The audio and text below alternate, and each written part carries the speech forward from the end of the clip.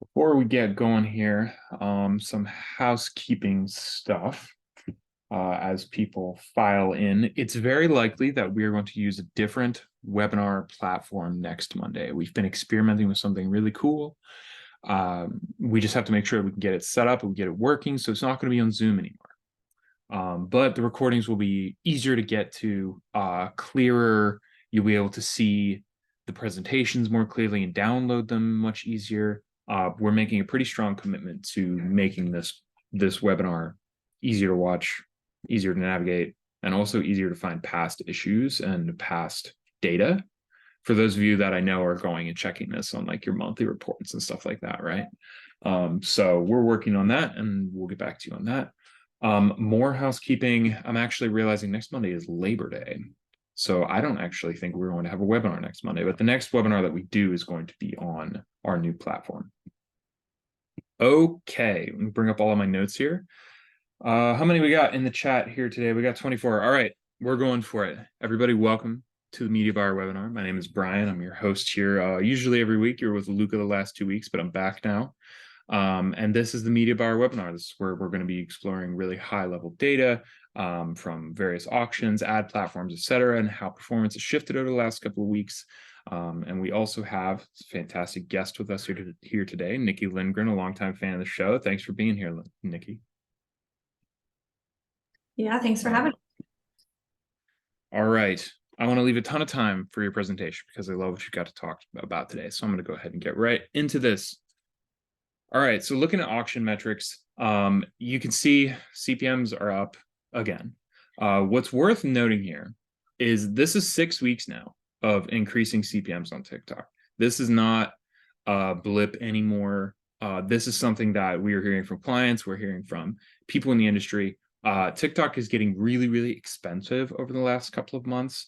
If you were to ask me, every time I look at why is TickTock getting more expensive, it's a completely different reason for each specific advertiser. There's something like, oh, our creative is just not as good, or we're jumping on some trends that are now maybe a little outdated, or all of a sudden our competition saw that we were on there and we're all bidding on the same people, whatever it might be, right?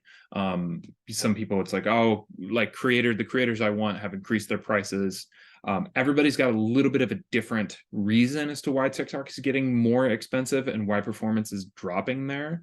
But one thing is for sure is that TikTok is working really, really hard to get lots of advertisers on their app. That means that performance and the auction itself is going to get more and more crowded over time. It's going to take some time for that to normalize. TikTok is still, I mean, what is like almost 1 billion people in the world use this app, right? Like, I don't think we've reached a point where there's this normalization of what it actually costs to run on TikTok, similar to what we kind of expect from Meta, right?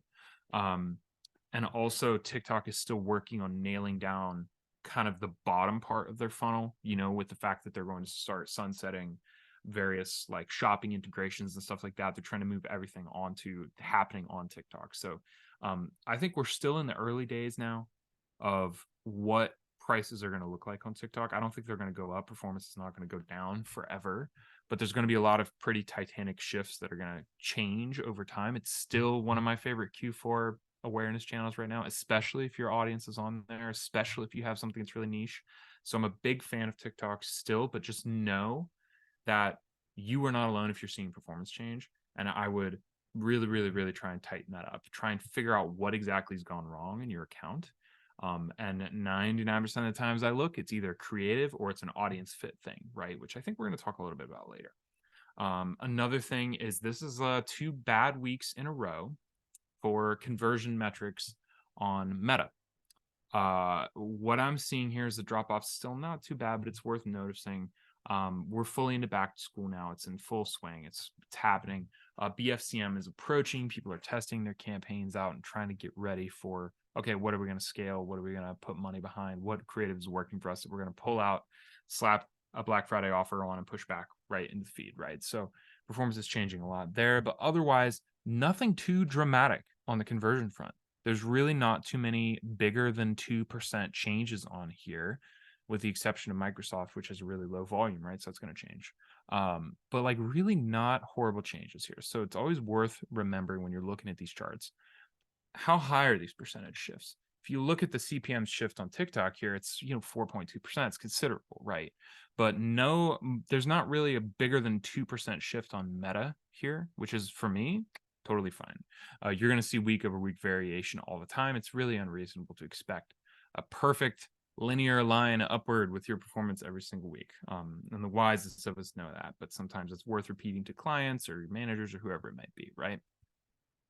Looking at this, let's do Google category first before we get into industry. Looking at Google category, I mean, this doesn't really surprise me. We're at a point where we're starting to build awareness for Q4. So seeing this little shift into unbranded search terms doesn't really surprise me very much. This is a normal tactic that I expect, right? Like people are like, oh, okay, we're going to build some awareness on generic terms.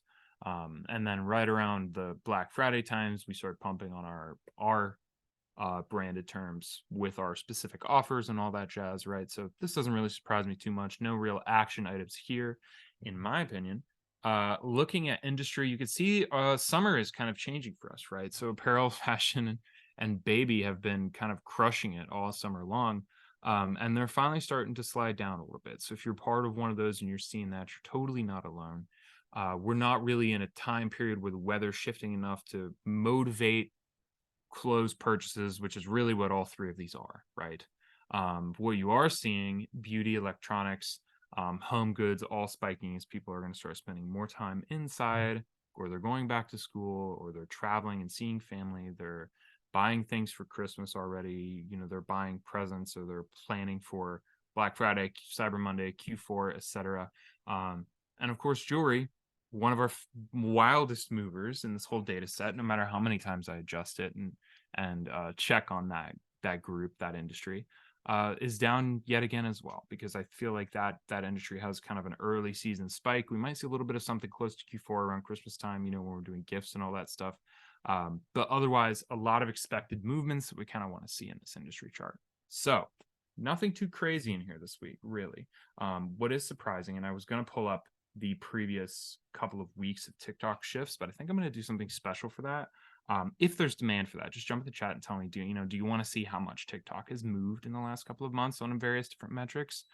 My dishwasher's beeping, excuse me. So let me know if you want to see that, because I'm thinking about going in and pulling that special for those of you who have been experiencing this TickTock problem. So just let me know here in the chat, or let me know on Twitter, whatever I can do for you. Now, that's 10 minutes. I've said it perfectly in 10 minutes. I would like to introduce Nikki. Nikki is the founding and managing partner of Pennick, really fantastic agency, and a fan of the show. You've been here for a while, Nikki. And Nikki's going to come on here and talk a little bit about something that I feel like I've been preaching on for like weeks now, but you're about to put real strong case studies and strategies to. So we're going to talk about Q4. So Nikki, thanks for joining the show. Yeah, super excited to be here. Tell us a little bit about yourself, intro yourself, and tell us a little bit about what you do and about Pennick, and I'll pass off the presentation rights to you here. Perfect. Awesome. I will take over. And yeah, so Pennick is an agency that's relatively new. We just started we just formed here. Sorry, multitasking for a second. Let me put it into slideshow mode. The agency's been around for just 3 years, and we are helping beauty and lifestyle brands really grow their footing in e-commerce sales, so running all their paid media strategies. In addition to that, I'm also acting as advisor for New Zealand-based companies entering the US market. So that's been a lot of fun to just help them figure out how to strategize and how the strategies can look different country to country. And then we've had some work, I've personally had some work in-house. So prior to starting an agency, I've been a couple different places. World Market, formerly known as Cost Plus World Market, I joined their founding e-commerce team, and so kind of set them up for great success there.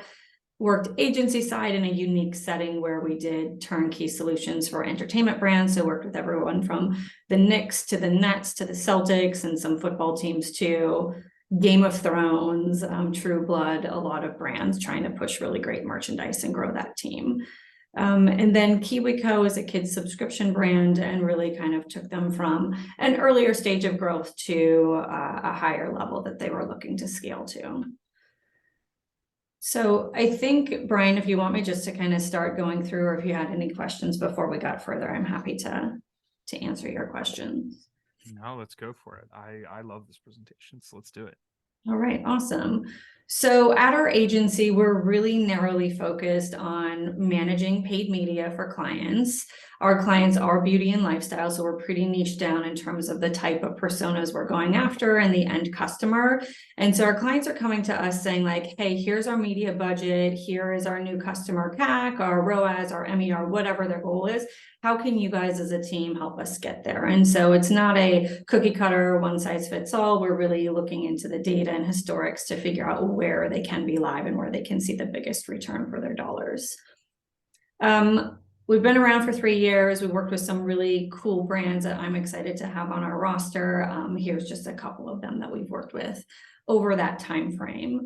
And this kind of dovetails nicely into just holiday overall. So the theme today of how to get more from your dollars and maybe compete a little less during the competitive times. So I think overall, when we look at holiday, there are really 4 different pulses that come to mind that are depicted here on the graph.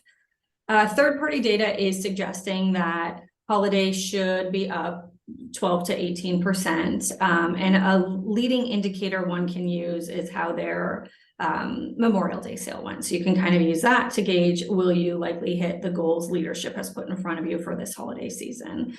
I'll go into some specifics on the next couple of slides around how you can attack this. We work with challenger and emerging brands, so often they can't compete as heavily during Cyber and Black Friday as their brands that spend a lot more than them. So this next slide here is just going to say, in its simplest form, there are 3 different parts to running a good seasonal campaign.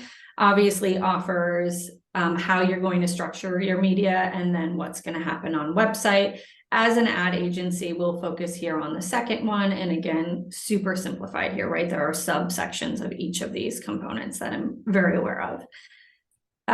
So what I wanted to talk about first was a brand we worked with where we hit early bird hard. And so for us, that's the period of early November through to, I think, the day before Thanksgiving is what we called it in this time frame. So this was a brand that had growth goals, just 20% year over year. So something we felt was attainable, but their budget wasn't super high and their AOV was actually declining. So we had those things stacked up against us. So we wanted to present to them this offer of friends and family that would occur during what we were calling the early bird season. So the 13th through the 23rd of November. And we wanted to focus on their limited budget again, so we didn't have dollars to spread everywhere. So we went to Google Ads and Meta as the main places to show up. We focused a lot on top of funnel. Q4 is a great time to do competitive conquesting. So really head on who are the other players in the space that the brand might be losing market share to. And so you can see in this graph here, we actually spent the most during the early bird week and the second most during Cyber Week, because that does include some of early bird week. In addition to that, to deal with a decreasing AOV, we offered a bundle collection of this brand's skincare product so that we could aim to bring that AOV up. And really how that worked out for us was we did achieve lift in traffic, 53%. We did achieve lift in revenue, so 43% during this early bird timeframe, and hit a ROAS beyond expectations of us and the clients. So that was exciting to see. The bundle actually allowed us to achieve an AOV higher than expected. So again, another good win for us. And then as we got into Black Friday, Cyber Monday, because their budget was so thin, we really focused on going after remarketing audiences at this time. And it allowed us to have a really strong ROAS, like above 15x ROAS during Cyber Week. So all in, taking us to about that 35% lift versus that goal of 20%. So you think like The idea here is if you know you can't compete head on during Cyber Week, how can you maybe leverage this early bird timeframe? We know customers are looking for deals early. If we can win their market, their wallet earlier on, that could be a win for a brand. So we saw this work firsthand. So you really, you knew early bird was going to be a little bit cheaper, but at the same time, we couldn't do just a huge, let's just blast everyone. So you focused on segments that had either they were some level of warm, right? Because they had done conquesting where they'd engaged or added a cart, right? Exactly. This is such a tactical, like, sometimes strategy is always just like an alignment of resources and goals. And this really tickles like the strategy part of of my brain, because like all you've done here is you've said, we're going to take that Q4 and we're going to break it down into these 4 parts, and we're going to pick a piece that works specifically for us because we have limited resources. We had a pretty reasonable goal of 20%. I don't know if they were giving you 20% more budget than last year, right? Like we don't know that, but like a 20% growth goal over last year is not bad at all. So this is like, in football, it's like a running play, right? On your first down, just to get some good yards going and get some money happening, right? This is like such a tactical way of thinking about Q4 that so many people just throw everything they have at it. And what I really like about this example and the rest of them is you make very specific, smart, limited choices for limited gains. We're not always looking for a crazy psycho 150%. Let's do the best we possibly can, right? Like, no, like we've set very reasonable goals with reasonable strategies. And I just love this. And I know it's like a case study at the same time and an advertisement for you, but the people here like need to hear and see this thing, right? Like to hear that this is something that you can do and consider this a win. This is fantastic. Thank you. Yeah. And I think for those who do feel a little strapped with budget, go after early bird hard, and then you can put your Cyber Monday, Black Friday plan B into place if early bird isn't working. But I think for those who tend to wait until the week of Black Friday, you're leaving a lot of opportunity on the table, especially since people are looking for offers and are looking to shop early. Wonderful. Okay, so we're going to pivot into another brand that is in the lifestyle home space. And they knew, because they're close with their industry, that they were spending significantly less than their competitors. They also knew their offer was not as compelling as their competitors. So we were like, how are we going to make this work for them? Their offer was lower, so it was just 20% off product categories, while their competitors were doing site-wide. So this was actually a brand we had 7+ months experience working with into holiday. So we knew that surprisingly for them, Meta didn't work. So our strategy was Google ads and Pinterest ads. And we were planning to spend aligned with the trend lines of Q4. So it wasn't that we were prioritizing early bird versus gifting at the end of the season. It was just going to follow the ebbs and flows of the timeline. However, when we looked into their site-wide data in conjunction with their paid media data, what we found were there were certain DMAs that were just really popping. They were having a higher conversion rate. Their AOV was higher. So there were just some indicators that proved maybe shifting gears and going against the norms at the time, which were like, let machine learning do everything for us and don't hyper target or hyper focus on certain audiences. We went hard after these top 5 DMAs for top of funnel. And we did layer a little bit of budget for the whole country just to make the client, feel confident in the strategy. And we layered minimally for bottom of funnel, so against brand and cart abandoners. And what this got us, we don't have a great graph here, but the return on ad spend was high. So it was 5 to 7.5, depending on the strategy. And then we were seeing really great year-over-year growth. Should be noted that they weren't running paid media the year prior. They are an old established brand, but it just wasn't their cup of tea earlier on in their brand's trajectory.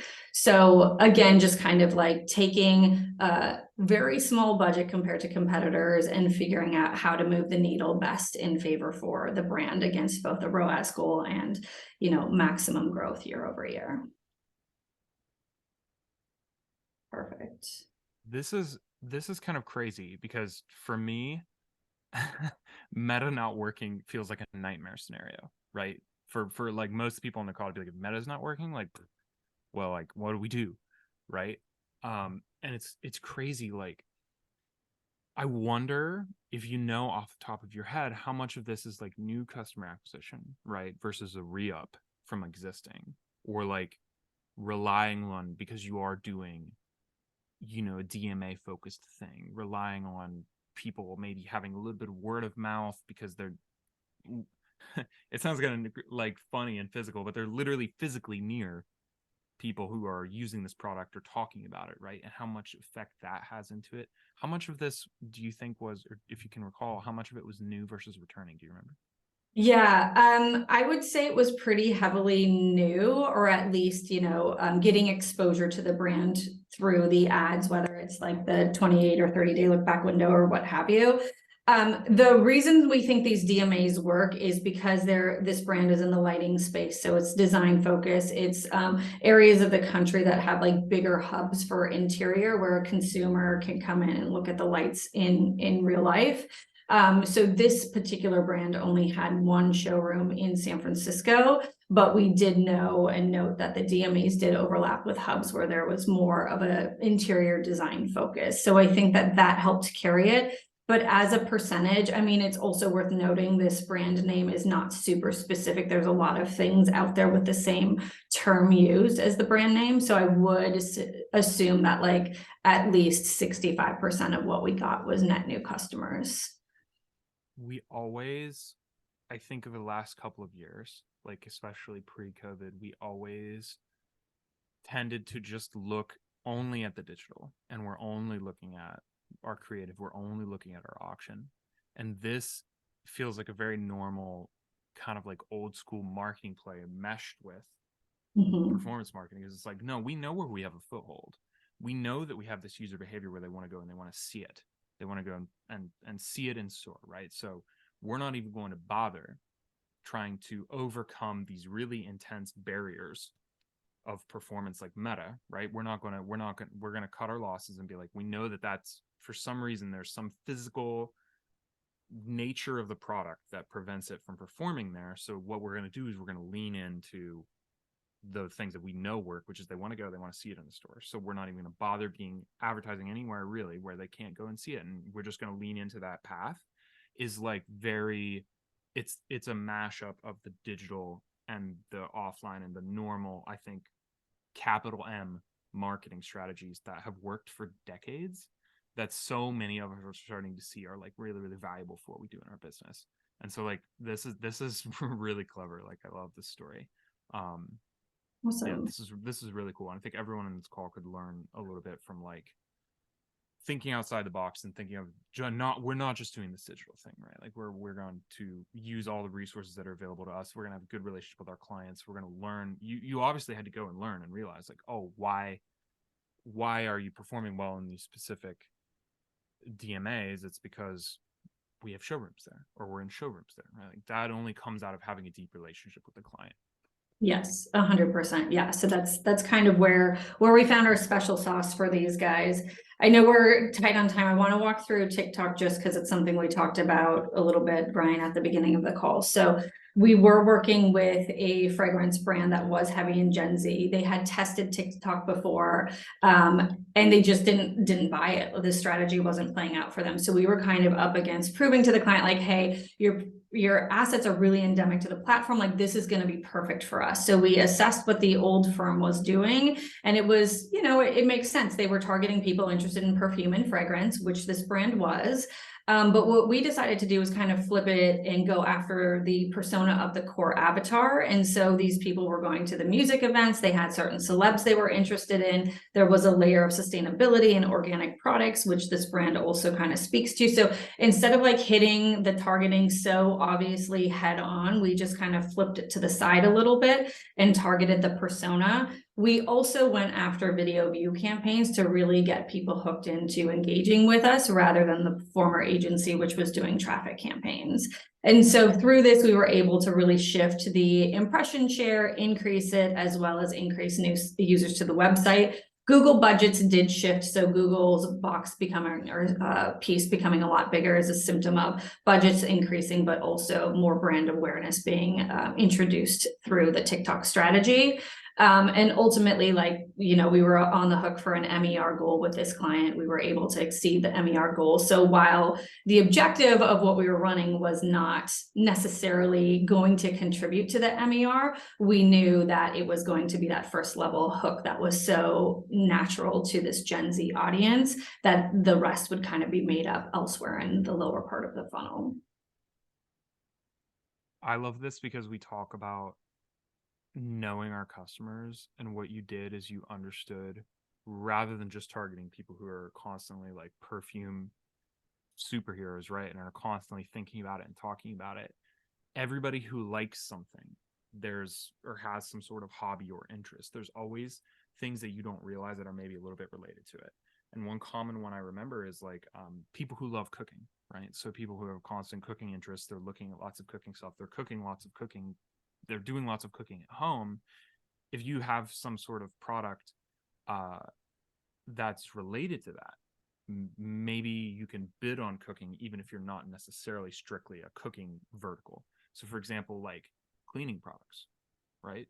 Like you can absolutely bid on cooking because people who are cooking aren't sitting around being like, I'm interested in cleaning products, but it has a use case for them, right? They're thinking about it. They're not actively searching for it, but it's relevant to them. You know, it's like knowing your customers so deeply, you know what sort of content they want to see, you know what else they're talking about, you know what else they have in their home that's maybe unique to them, being someone who's interested in a specific vertical or as part of a specific subculture, right, on TikTok. And it just allows you to target and reach people that you maybe never even expected. So this is something to talk a little bit about with the TikTok guy Roberto, is like learning to understand, not just dialing in on I have to nail fragrance, right, but dialing into the culture in TikTok that would your product would actually appeal to. This is fantastic. And you mentioned I'm okay going a little bit over if you are, but you mentioned identifying that their assets, their creative assets, were really good for TikTok. Where were they getting that stuff? Yeah, so they are leaning into UGC. So they've got a lot of great just consumer engagement, and then, you know, the influencer play as well. So that's what we're utilizing most heavily on TikTok. I think there's a couple branded assets that are always in rotation for them too, that are brand developed. But you know, UGC on TikTok, it's hard to say that that's not going to work. So that's where the majority of impressions and volume of spend was allocated. Amazing. Yeah. I do have one more. So for those who can stay for a minute long, I'd be happy to walk you through this. And this was actually like the best case scenario. A brand was already hitting everything they wanted and more for Q4. And then they're like, oh, by the way, we have more funds. And how can we utilize these funds today for a strong Q1? And so what we ended up doing was helping. They had a B2B section of their business, their skincare. They were going after estheticians and people who own spas and offered skincare services. We knew their B2B customer took many days to convert. So 50 plus days, which is, you know, outside of most look back windows to begin with. So what we did was really focused on awareness campaigns across every and all placement that we knew had worked for them historically. We also, so we did that for top of funnel, and we were going after account-based marketing to the best of our ability to say, hey, these are people in this B2B demo. And then of course, like catching who we could in the middle for video viewers. going after some of these main KPIs here. And how it ended up working out for them was not only did they get the Q1 lift they were looking for, I think this is mislabeled. I think the second Q, where it says Q2 2012, super, super great on my end. The second graph here is supposed to be Q1 2022, not whatever it says there. But what we found as a symptom of running this was great. It was worked as planned, but we actually contributed some of the Q4 sales to decreasing that lag time. So we went down from about 53 days to purchase to 41. So just like remembering that Q4, obviously we want to get the MER, the new customer CAC, ROAS, whatever your objectives are, but like figuring out a plan and a strategy into Q1 and how to leverage and take advantage of all of this awareness into Q1, I think is just a good learning for us to have top of mind.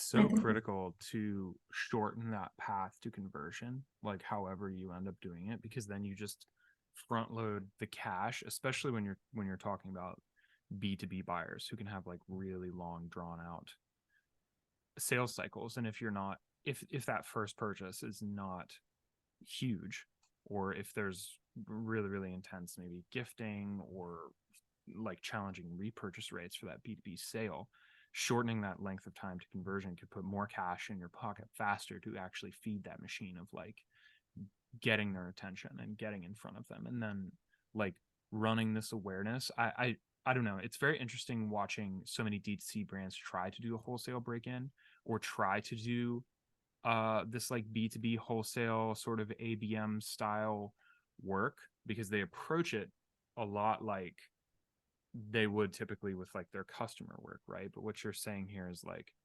no, we're not gonna focus on just driving conversion, only doing conversion campaigns. Like, we're going to do the proper thing. We're going to build awareness. We're going to build brand recall. 100%. Yeah. So that, I think just being holistic, being like authentic and honest is just such a huge part of winning any season at this point, but in particular holiday timeframe. That was, again, the authenticity, the honesty. Like, I feel like we're reaching such a space where your brand truly, if you're selling something, you need to have a really authentic reason for selling it, something very, very special to your brand and your product that is a reason why people should buy it, and not just the marketing itself, right? That's so powerful, and you're not the first, and you won't be the last person to say that on this call. I know we're a little bit over. Nikki, any final thoughts? How can we reach you? Any parting tips for the people on here as we head into the holidays?